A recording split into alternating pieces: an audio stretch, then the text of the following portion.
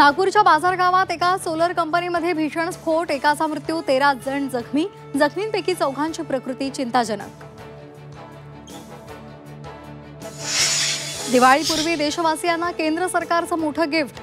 12 आणि 28% GST slab रद्द. TV, fridge, washing मशीनसह दैनंदिन वस्तूंच्या खरेदीवर मोठी बचत होणार. मराठा आरक्षणाबाबतच्या जीआरला छगन भुजबळ कोर्टात आव्हान देणार.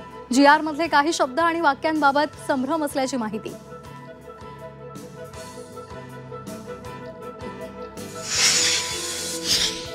कोकणातला आणखी एक नेता भाजपच्या गळाला. राज ठाकरेंचे निष्ठावंत वैभव खेडेकर भाजपत प्रवेश करणार.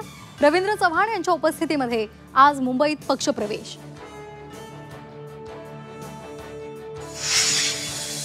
सिंधुदुर्ग जिल्ह्यातील कुडाळच्या नगराध्यक्षांसह 6 नगरसेवक भाजपमध्ये निलंबित. पक्षशिस्त भंग केल्या प्रकरणामध्ये कारवाई.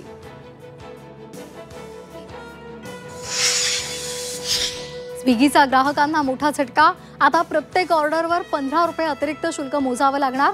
2 आठवड्यात तिसऱ्यांदा प्लॅटफॉर्म फीमध्ये वाढ.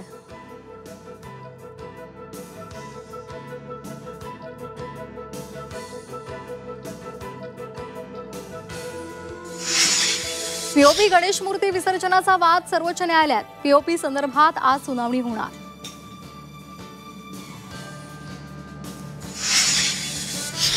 जलवाहतूक सागरी रोरो सेवेची चाचणी यशस्वी. मुंबई विजयदुर्ग जलवाहतूक चाचणी यशस्वी.